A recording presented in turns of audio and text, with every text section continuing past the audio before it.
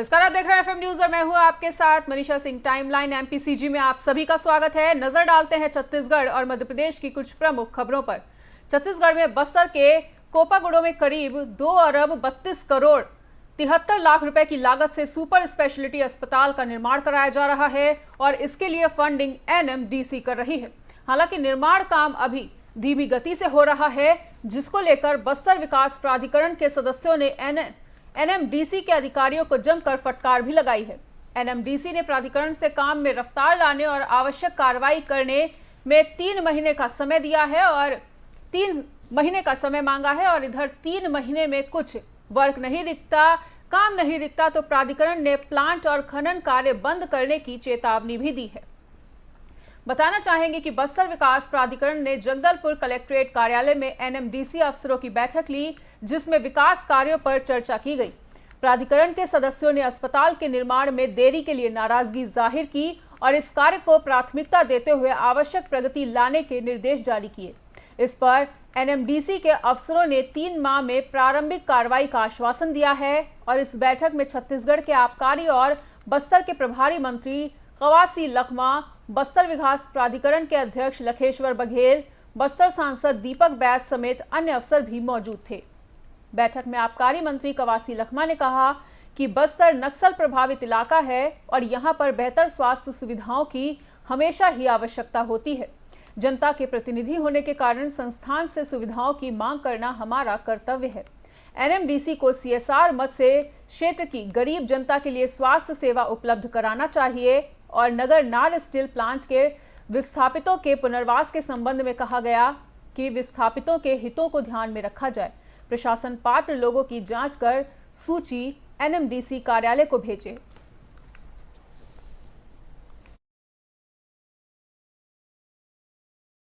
मध्य प्रदेश था तो अभी हमारे 22 साल का सरकार हो, बस्तर के लोगों को गुर्जी हो, चपरासी हो, मलेरा वर्कर हो, इस छोटे पद है चपरासी से लेके 100, हम लोग 12 का 12 विधायक बस्तर के लोग सुने हैं। हम उस मतदाता को बधाई देते हैं, बस्तरवासी को बधाई देते हैं, लेकिन हम भी उस लड़ाई को कई पीछे होने की कोशिश नहीं किया।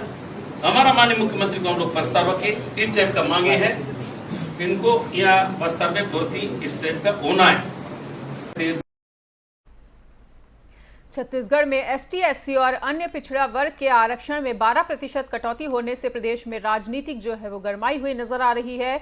और एक तरफ जहां आरक्षण की कटौती को लेकर प्रदेश के पूर्व मुख्यमंत्री रमन सिंह कांग्रेस सरकार को दोषी ठहरा रहे हैं, तो वहीं कांग्रेस सरकार के मंत्री आरक्षण में कटौती को लेकर रमन सिंह पर आरोप मढ़ रहे हैं।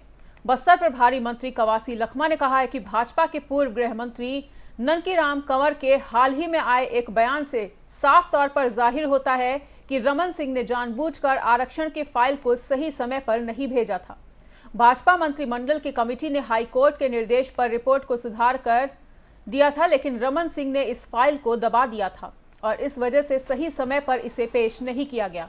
इसके बाद जब वर्तमान कांग्रेस सरकार ने हाईकोर्ट में रिपोर्ट पेश की तो हाईकोर्ट ने पुरानी कमेटी की रिपोर्ट को ही पेश करने का हवाला देते हुए कांग्रेस सरकार की रिपोर्ट को रिजेक्ट कर दिया। कवासी लखमा ने आगे कहा कि पूर्व गृह मंत्री एक आदिवासी नेता हैं और आदिवासी झूठ नहीं बोला करते, इसलिए उन्होंने पूर्व मुख्यमंत्री रमन सिंह की पोल खोली है। रमन सिंह की वजह से आरक्षण में 12% की कटौती हुई है, जिससे आदिवासियों को इससे भारी नुकसान झेलना पड़ रहा है, ऐसा भी कहा है उन्होंने।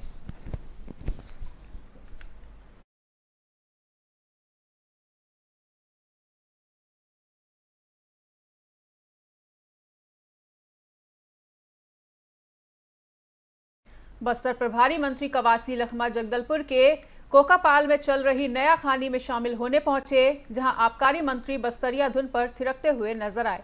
मंत्री का नृत्य देख स्थानीय लोग भी झूम उठे और सभी मौजूद लोग मंत्री को उत्साहित देखते हुए झूमते गाते नजर आए।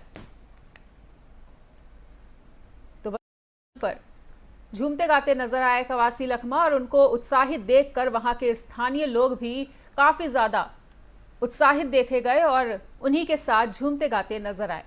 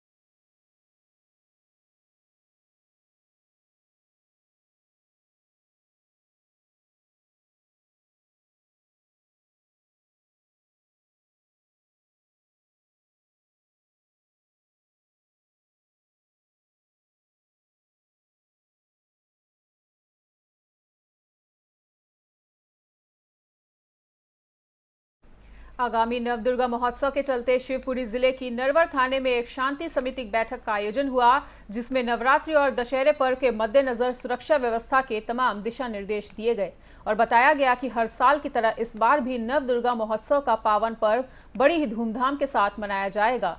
साथ ही पूजा अर्चना के साथ माता के जयकारे की नगर में गूंज सुनाई देगी।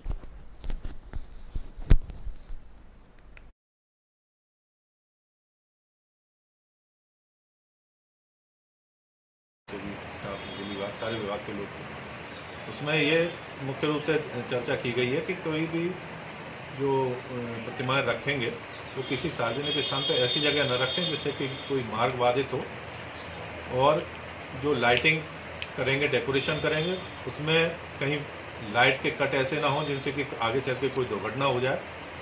डीजे वालों को भी समझाइश दी गई है कि डीजे रात के 10 बजे के बाद ना चलाएं और उनकी साउंड भी कम रखें जिससे दूसरों को कोई दिक्कत ना हो।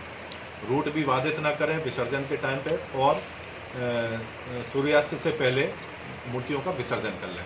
ये सारी निर्देश उनको दिए गए हैं। उनके भी जो बातें थी उनको भी हमने सुना गया है और उनका पालन करेंगे। छत्तीसगढ़ में पाकिस्तानी संस्था दावते इस्लामी का जमीन आवंटन का मामला अभी थमा ही नहीं था कि अब नया विवाद देखने को मिल रहा है। छत्तीसगढ़ में भगवान श्री राम का ननिहाल यानी कौशल्या मंदिर फिर सियासत के केंद्र में है। पहले संघ प्रमुख को कांग्रेस ने कौशल्या मंदिर दर्शन के लिए बुलाया, फिर संघ प्रमुख मोहन भागवत पहुंचे भी। अब नया विवाद इस इलाके में कब्रिस्तान बनाने को लेकर है। दरअसल कांग्रेस के कुनकुरी विधायक यूडी मिंज ने रायपुर में ईसाई समाज के लिए कब्रिस्तान की जमीन की मांग की है। चंदखुरी राजस्व सर्किल के नागपुरा गांव में जमीन देने का प्रस्ताव तहसीलदार की ओर भेजा गया है और बीजेपी ने इसे मुद्दा बना लिया। बीजेपी का कहना है कि जो सरकार मजबूरी में राम नाम जप रही है वो माता कौशल्या के मंदिर के पास कब्रिस्तान का प्रस्ताव कैसे दे सकती है। विधायक मिंज के सपनों को साकार करने में जुटे लोगों के खिलाफ प्रदर्शन की तैयारी के लिए बैठकों का दौर भी जारी है, जिसमें उन्हें राजनीतिक तुष्टीकरण की बू आ रही है। उनका मानना है कि कांग्रेस ईसाई समुदाय को खुश करने के लिए ऐसा कर रही भारतीय जनता पार्टी व्यापक विरोध में आ गई है। वहीं भाजपा नेत्री अपर पूर्व जिला पंचायत अध्यक्ष रायपुर लक्ष्मी वर्मा ने कड़ी प्रतिक्रिया देते हुए कहा कि सरकार इसमें सिर्फ तुष्टीकरण की राजनीति करना चाह रही है। भारतीय जनता पार्टी इस प्रकार के कृत्य को किसी भी हालत में नहीं होने देगी।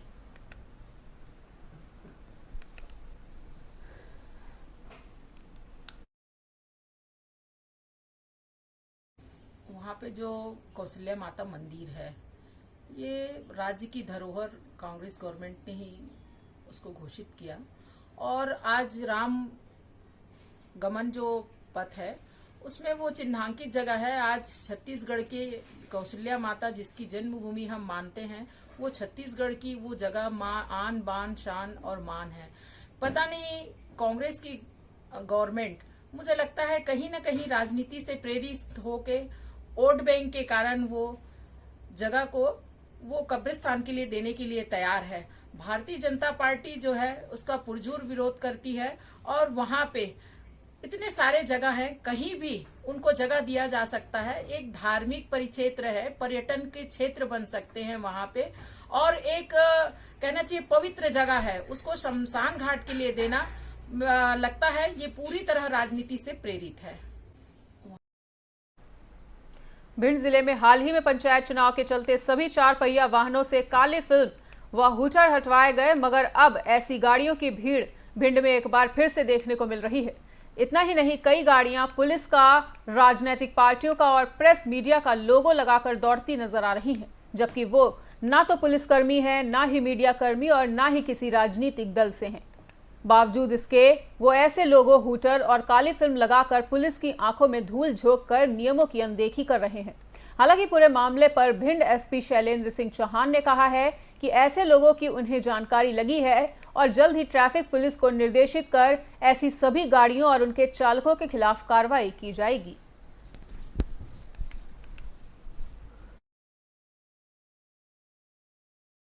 मीडिया के कुछ लोगों के माध्यम से हम लोगों को प्राप्त हुई है, और इसमें मेरे द्वारा जो हमारा विशेष तौर पर ट्रैफिक का यहाँ स्थानीय स्तर पर हमला है उसके साथ साथ अन्य थानों जो अन्य थाने हैं उनको भी सभी को निर्देशित किया गया है कि जो इस प्रकार की गाड़ियां घूम रही हैं जिनमें अनाधिकृत रूप से हूटर वगैरह या इस तरह की काली फिल्म वगैरह लगा के उपयोग की जा रही हैं, तो उन पे बिल्कुल सख्ती से उनसे निपटें और उन पे कड़ी कार्रवाई करें। कहीं भी कोई ऐसा व्यक्ति घूम रहा है या इस प्रकार का उसने माहौल बनाया है या क्या इस प्रकार की परिस्थिति है, तो उस पर स्ट्रिक्ट एक्शन बिल्कुल पुलिस के द्वारा लिया जाए।